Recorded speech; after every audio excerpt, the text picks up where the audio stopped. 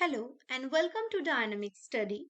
Today I will discuss about UGC net paper 2 political science और आज हम करेंगे पॉलिटिकल साइंस के क्विज क्लास 46। आज हम 10 एमसीक्यू को प्रैक्टिस करने वाले हैं और ये क्वेश्चन होगा 11 अक्टूबर 2022 के फर्स्ट शिफ्ट के क्वेश्चंस के ऊपर बेस करके। तो स्टार्ट करते हैं आज के लेक्चर को। तो आज का पहला क्वेश्चन देखते हैं क्या है। फर्स्ट क्वेश्चन है आज का, विच of the following have caused the growth of cooperative federalism in India. इनमें से कौन सा, विच ऑफ द फॉलोइंग, इनमें से क्या है जो कॉज करता है कोऑपरेटिव फेडरलिज्म के ग्रोथ में हेल्प करता है। ऑप्शंस देख लेते हैं। सो इसका जो आंसर होगा वो ऑप्शंस है वो है union state collaboration, collaboration in economic matters. Option 2 में है union state legislative relations, compulsion of development financial and dynamics of electoral. First option में है जो सेंट्रल और स्टेट का कोलैबोरेशन है इकोनॉमिक मैटर्स में, उसके बारे में। नेक्स्ट है union and state legislative relation, state के साथ सेंटर का क्या रिलेशंस है। थर्ड है कंपल्सन ऑफ डेवलपमेंट फाइनेंशियल, जो डेवलपमेंट फाइनेंस के है उसको बढ़ावा देना। नेक्स्ट है डायनामिक्स ऑफ इलेक्ट्रल पॉलिटिक्स को डायनामिक, उसका डायनामिक एक गति लाना।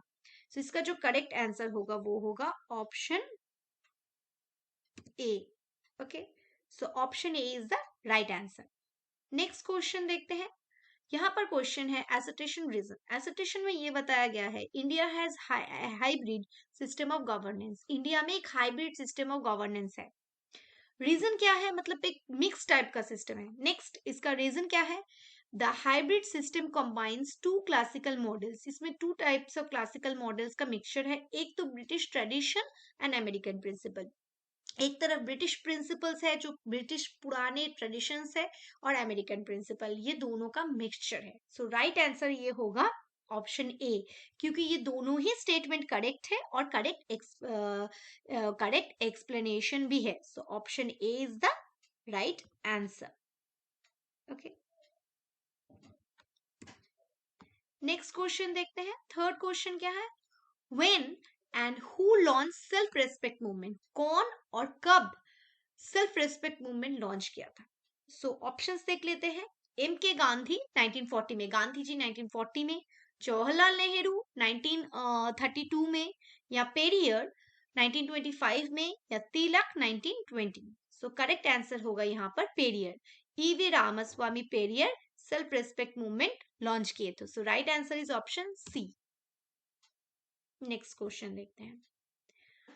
नेक्स्ट क्वेश्चन है, स्टेटमेंट 1 और 2 को करेक्ट बताना होगा। John Stuart mill divided all actions of the individuals into two categories. एक तो है self regarding action and other regarding. So John Stuart मिल ने इंडिविजुअल के एक्शंस को दो टाइप में डिवाइड किया था, एक था सेल्फ रिगार्डिंग एक्शन, दूसरा है अदर रिगार्डिंग एक्शंस। सो दोनों ही स्टेटमेंट, ये फर्स्ट स्टेटमेंट है। सेकंड स्टेटमेंट है, John Stuart Mill says liberty consist in not doing what one desires. So John Stuart Mill कहते हैं कि लिबर्टी जो है वो कंसिस्ट करता है is in not doing what one desires. Desire करता है, कंसिस्ट करता है, not doing what one desires, क्या चाहते हैं इसमें नहीं। सो यहाँ पर कौन सा स्टेटमेंट करेक्ट होगा, कौन सा आंसर होगा इसका। इसका जो करेक्ट आंसर होगा वो होगा ऑप्शन सी। मतलब स्टेटमेंट 1 तो करेक्ट है लेकिन 2 रॉन्ग है। ओके, 1 इज यहाँ पर जो करेक्ट आंसर होगा, सो ऑल एक्शंस में बताया गया है। सो यहाँ पर जो करेक्ट आंसर होगा ऑप्शन क्वेश्चन नंबर 4 का, वो होगा ऑप्शन सी। ओके, मिनट, हाँ, सी। फर्स्ट ऑप्शन में बताया गया है दोनों ही स्टेटमेंट करेक्ट है, तो ये गलत है। दोनों ही स्टेटमेंट इनकरेक्ट है, ये भी गलत है। थर्ड ऑप्शन है स्टेटमेंट 1 करेक्ट है लेकिन थर्ड जो सेकंड स्टेटमेंट 2 है वो रॉन्ग है। तो फर्स्ट स्टेटमेंट तो हम जानते हैं करेक्ट है, लेकिन ये not doing with one desires, वो अपना इच्छा से काम कर सकता है। सो ऑप्शन 2 रॉन्ग है, ये नॉट नहीं होता तो करेक्ट होता। So right answer is option C. Next question देखते हैं।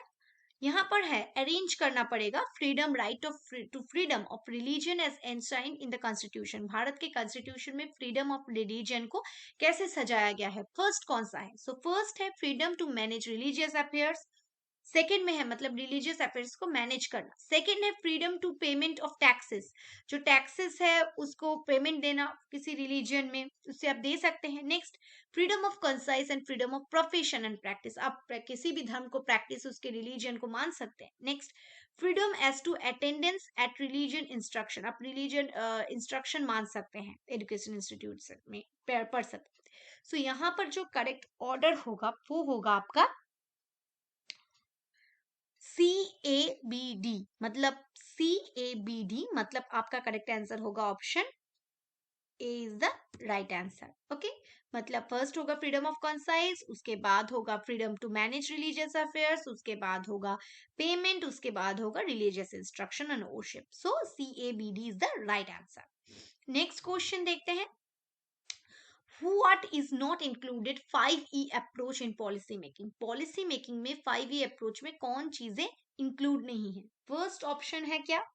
इफेक्टिवनेस मतलब कार्यकारिता, एफिशिएंसी मतलब दक्षता, उसके बाद है एथिकल कंसिडरेशन मतलब मानविक दिक विचार करना, और एविडेंस मतलब प्रमाण। सो राइट आंसर यहाँ पर जो होगा वो होगा option D. Option D is the right answer, मतलब एविडेंस ये यहाँ पर नहीं है, 5 में इंक्लूड नहीं है।